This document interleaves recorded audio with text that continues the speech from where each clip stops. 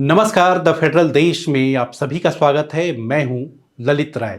राजेश रंजन, लेकिन लोग इन्हें पप्पू यादव के नाम से अधिक जानते हैं। बिहार के पूर्णिया से निर्दलीय सांसद हैं।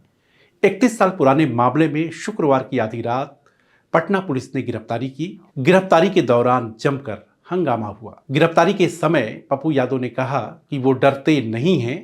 मैंने पहले कहा कि मेरी लड़ाई न्याय को लेकर के है और मुझे शंका है कि ये लोग मरवा सकते, इसलिए मैं यहां से सीधा न्यायालय ही जाऊंगा। इनके थाना नहीं जाऊंगा। इनको हाउस अरेस्ट करना हो कर ले, और रात में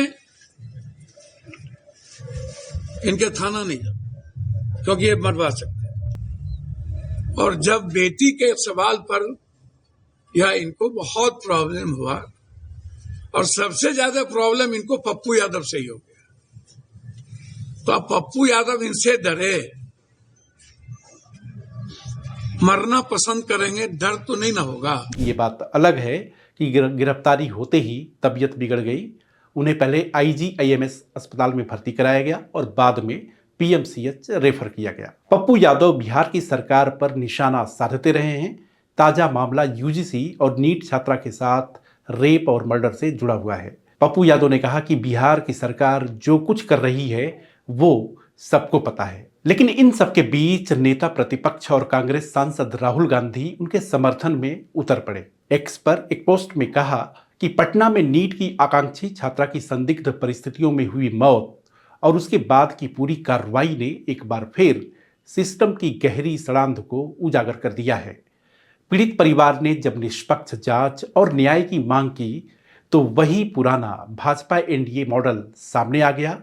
केस को भटकाओ, परिजनों को प्रताड़ित करो और अपराधियों को सत्ता का संरक्षण दो। इस बेटी के लिए न्याय की आवाज बनकर साथी सांसद पप्पू यादव जी मजबूती से खड़े हुए।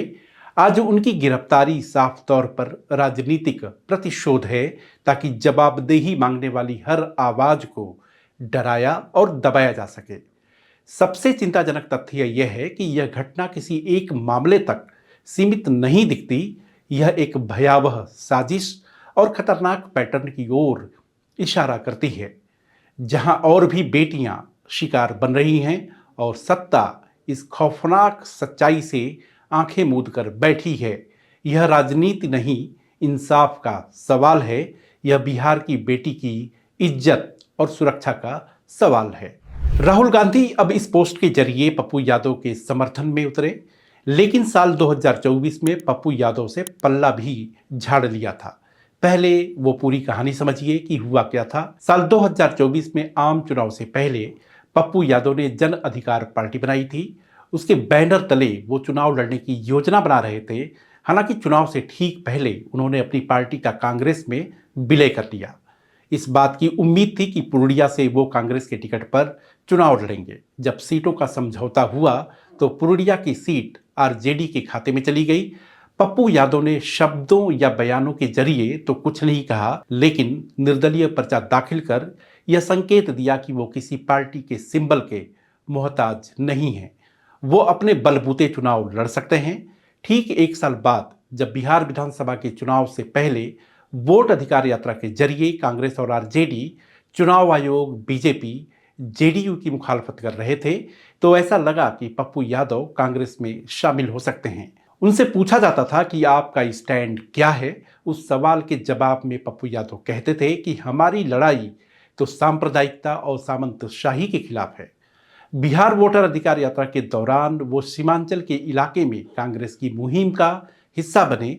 यह बात अलग है कि मंचों पर उन्हें जगह नहीं मिलती थी। ऐसे में यह सवाल उठने लगा कि क्या कांग्रेस नीट और UGC के मुद्दे पर पप्पू यादव के पक्ष में बयान देकर उनके लिए अपने दरवाजे खोल रही है।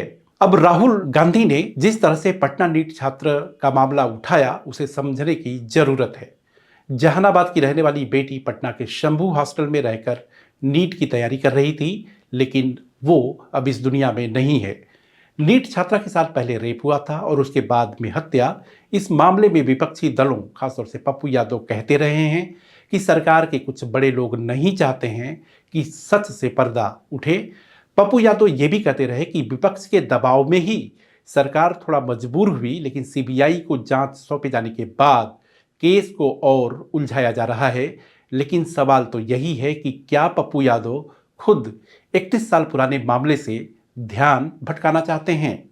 अब आप सोच रहे होंगे कि वो मामला क्या है। दरअसल 1995 में पटना के रहने वाले एक शख्स ने कहा था कि उनके घर को पप्पू यादव ने अपना दफ्तर बनाने के लिए किराए पर लिया, लेकिन कब्जा कर लिया। पीड़ित शख्स ने अदालत के दरवाजे को खटखटाया। अदालत ने कई दफा समन भी जारी किया, लेकिन पप्पू यादव समन की नाफरमानी करते रहे। अब 31 साल बाद इस मामले में जब पप्पू यादव की गिरफ्तारी हुई है, तो उन्होंने फिर वही राग जो पहले भी वो अलापा करते थे कि डरते वो किसी से नहीं, डरे कभी भी नहीं हैं। लेकिन जिस तरह से उन्होंने नीट और यूजीसी के मुद्दे को पेश कर अपने बचाव में दलील पेश की है, वो सियासी हलके में चर्चा का विषय बन चुका है। तो यह वीडियो आपको कैसा लगा? आप अपने कमेंट और सुझाव को इनबॉक्स कर सकते हैं। साथ ही साथ अगर आपने हमारे चैनल को अभी तक लाइक, शेयर और सब्सक्राइब नहीं किया है, तो लाइक, शेयर और सब्सक्राइब करें।